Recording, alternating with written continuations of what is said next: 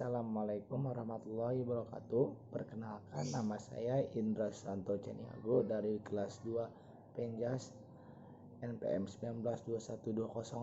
Di sini saya akan mempresentasikan makalah pengelolaan pendidikan yang berjudul menjelaskan bidang pengelolaan atau pengelolaan sekolah dan menjelaskan dan membuat struktur organisasi sekolah dalam pendidikan menengah atas. Disusun untuk memenuhi salah satu tugas kelola pengelolaan pendidikan yang didoseni oleh dosen pengampu Pak Angroyana MPD.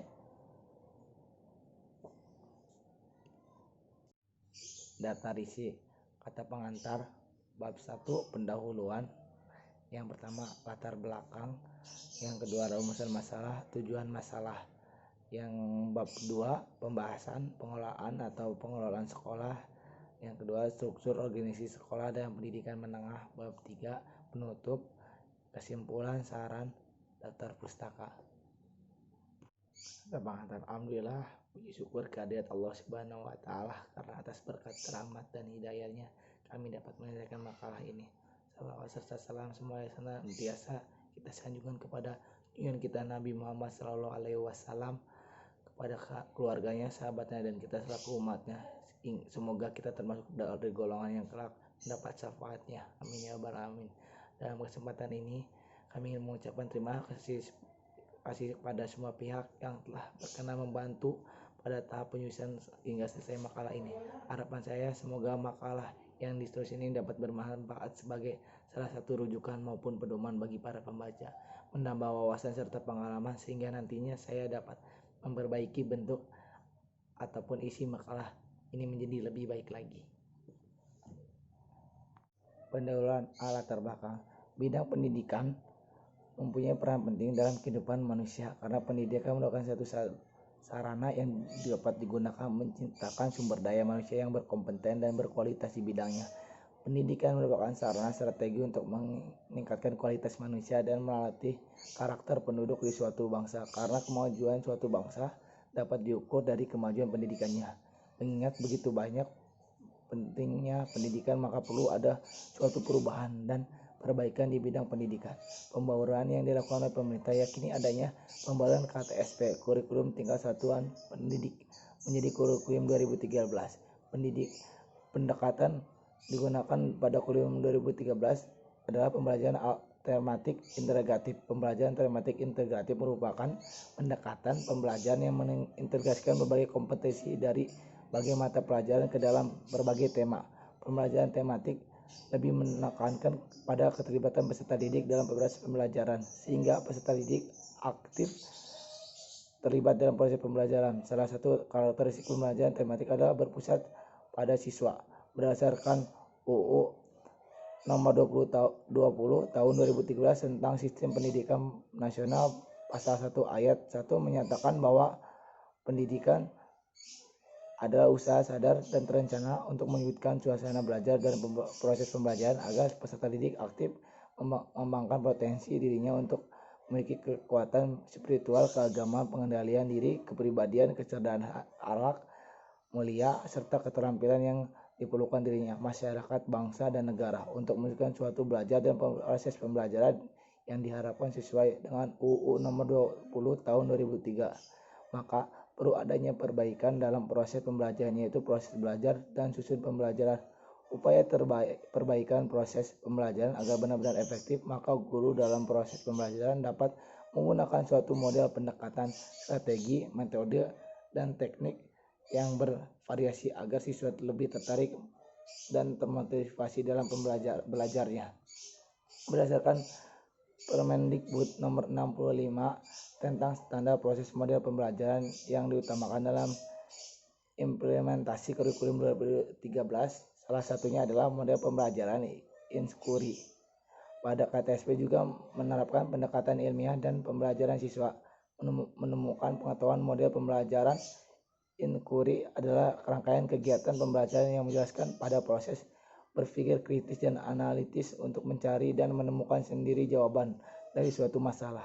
Di pertanyaan, model pembelajaran inquiry dari kurikulum 2013 mempunyai kesamaan, yaitu sama-sama menekan keaktifan siswa. Rumusan masalah. Sebutkan dan jelaskan beberapa bidang penggolongan dan pengelolaan sekolah. 2. Jelaskan apa saja struktur organisasi sekolah dalam pendidikan menengah. Yang C. Tujuan masalah. Mengetahui berapa bidang pengelolaan atau pengelolaan sekolah. Yang kedua, mengetahui berapa struktur organisasi sekolah dan pendidikan menengah. Bab pembahasan. A. Pengelolaan atau pengelolaan sekolah. Pendidikan di Indonesia dilaksanakan dan dibagi dalam beberapa jenjang. Jenjang pendidikan tersebut berdasarkan ke tingkat usia dan kemampuan peserta didik. Masing-masing jenjang pendidikan memiliki rentan usia dan lama pendidikan yang berbeda-beda. Dengan pengaturan jenjang pendidikan seperti ini dimudahkan dalam pengelompokan peserta didik dan target serta kebijakan hal-hal mengenai pendidikan.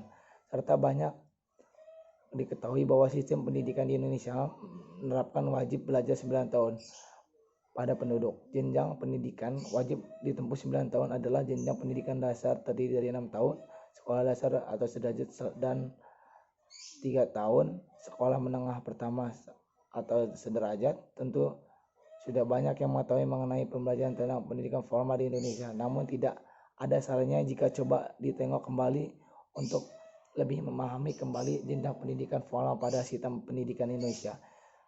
Menilik dan mengacu pada Undang-Undang Nomor 20 tentang Sistem Pendidikan Nasional Bab 1 Ketentuan Umum Pasal 1 Ayat 8 menyatakan bahwa jenjang pendidikan adalah tahapan pendidikan yang ditetapkan berdasarkan tingkat perkembangan peserta didik, tujuan yang akan dicapai, kemampuan yang dikembangkan. Dalam undang-undang tersebut disebutkan bahwa jenjang pendidikan formal di Indonesia terdiri atas pendidikan dasar, pendidikan menengah, dan pendidikan tinggi. Pendidikan dasar adalah pendidikan umum yang lamanya 9 tahun, diselenggarakan selama 6 tahun di sekolah dasar sederajat dan 3 tahun di sekolah menengah pertama atau sederajat. Pendidikan menengah adalah pendidikan yang diselenggarakan bagi lulusan pendidikan dasar serta menyiapkan peserta didik menjadi anggota masyarakat yang memiliki kemampuan mengadakan hubungan timbal balik dan lingkungan sosial budaya dan alam sekitar serta mengembangkan kemampuan lebih lanjut dalam dunia kerja atau pendidikan tinggi lama. Pendidikan yaitu 3 tahun bentuk suatu pendidikan menengah dari atas: sekolah menengah umum, sekolah menengah kejuruan, sekolah menengah keagamaan, sekolah menengah kedinasan, sekolah menengah luar biasa. Pendidikan tinggi merupakan kelanjutan pendidikan menengah yang diselenggarakan untuk menyiapkan peserta didik menjadi anggota masyarakat yang memiliki kemampuan akademik dan profesional yang dapat menerapkan, mengembangkan, menciptakan ilmu pengetahuan, teknologi, dan kesenian. Jadi sangat perlu ketahui dari pemahaman yang benar mengenai jenjang pendidikan ini. Tentu banyak yang mengira dari namanya bahwa sekolah menengah pertama sudah masuk pada jenjang pendidikan menengah, namun ternyata tidak. Sekolah menengah pertama dan sederajat masih masuk pendidikan dasar, diwajibkan pemerintah. Selain pendidikan formal, ada juga jalur pendidikan informal dan non formal. Namun tidak pendidikan informal dan non formal, tidak ada peraturan pembagian jenjang pendidikannya. B. Struktur organisasi sekolah dalam pendidikan menengah. 1. Pengertian organisasi sekolah. Organisasi sekolah adalah sistem yang bergerak dan berperan dalam merumuskan tujuan pendewasaan manusia sebagai makhluk sosial agar mampu berinteraksi dan dengan lingkungan. Begitu di sana kita bisa belajar bagaimana cara menyikapi diri kita ketika berhadapan dengan suatu masalah sehingga kita menyelesaikannya. Setiap unit kerja dipimpin oleh seorang kepala pemimpin menduduki posisi menurut tingkat unit kerjanya. Dalam keseluruhan organisasi, posisi, tanggung jawab, wewenang di dalam suatu kelompok formal terkait pada struktur dan dibatasi peraturan-peraturan mendasari pembentuk organisasi kerja. Hubungan kerja disadari wewenang dan tanggung jawab baik secara vertikal maupun horizontal, diagonal, dan akan menunjukkan pola tertentu sebagai mekanisme kerja. Dengan kata lain, pembagian tugas, pelampian wewenang dan tanggung jawab, serta arus perwujudan tugas akan mengembangkan tipe untuk bentuk organisasi kerja. 2. Struktur organisasi sekolah. Struktur organisasi sekolah di tiap sekolah memang diperlukan agar terlihat lebih terstruktur. Organisasi memang merupakan hubungan antara orang-orang di mana ada atasan dan bawahan. Sama halnya sekolah di mana kepala sekolah berlaku sebagai atasan atau pemimpin, sedangkan anggota bawahnya adalah guru, karyawan, dan juga siswa. Dalam SK struktur organisasi sekolah, tiap anggota dari sekolah mempunyai tugasnya masing-masing. Berikut contoh struktur organisasi sekolah. Di atas ada kepala sekolah, ada wakil wakasek, ada kawan, kurikulum, karyawan, sarapras, kepala TU, humas. 3. Bagian struktur organisasi sekolah menengah, kepala sekolah. Tugas dari seorang kepala sekolah bertanggung jawab secara penuh terhadap semua kegiatan berlangsung sekolah. Tugas kepala sekolah juga harus bisa berperan seperti edukator, manajer, inovator, dan leader motivator yang baik dalam juga luar. Jadi tugas kepala sekolah yaitu menyusun program kerja sekolah sebagai pembina bagi siswanya, mengawasi kegiatan belajar mengajar, mengawasi pelaksanaan belajar mengajar, mengawasi penilaian dan belajar mengajar, melaksanakan hubungan yang baik dengan anggota sekolah dan masyarakat, melaksanakan penilaian dan bimbingan untuk para guru, karyawan sekolah, serta menyelenggarakan administrasi sekolah seperti administrasi keuangan, ketenagaan, perlengkapan, dan kesiswaan dan kurikulum. Wakil kepala sekolah, struktur organisasi sekolah dan tugasnya. Ini adalah wakil kepala sekolah. Sebagai wakil tentu juga orang mendukungnya jabatan ini adalah membantu semua tugas kepala sekolah. Jadi wakil kepala sekolah juga turut membantu menyusun, membuat, dan melaksanakan rencana dan kegiatan sekolah. Adapun tugas wakil sekolah meliputi penilaian, pengakomodasian, pengorganisasian, pengawasan, ketenagakerjaan, pengidentifikasi, dan pengumpulan data. C. Bagian kurikulum. Guru ataupun anggota yang berada di balik kurikulum mempunyai tanggung jawab yang besar untuk kegiatan belajar mengajar. Jadi guru dan bagian kurikulum lainnya menyusun jadwal evaluasi, pengelolaan semua program belajar, menyusun pembagian tugas para anggota di bagian kurikulum, menyusun ujian seperti ulangan harian, UTS, dan UAS, menyusun kegiatan ekstrakurikuler, menyusun instrumen program belajar mengajar, dan menyusun kriteria untuk kenaikan kelas serta kurikulum. D. Bagian kesiswaan. Anggota yang di bagian kesiswaan tentu saja mempunyai tanggung jawab masing-masing.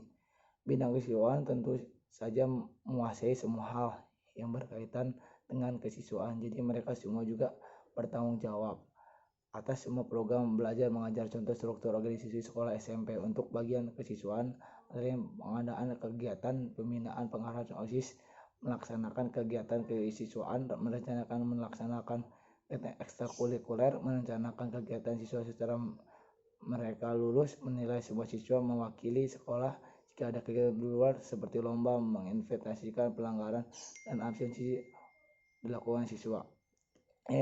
Bagian wali kelas. Jika Anda melihat gambar struktur organisasi sekolah, maka akan lihat dalam bentuk organisasi sekolah akan ada wali kelas.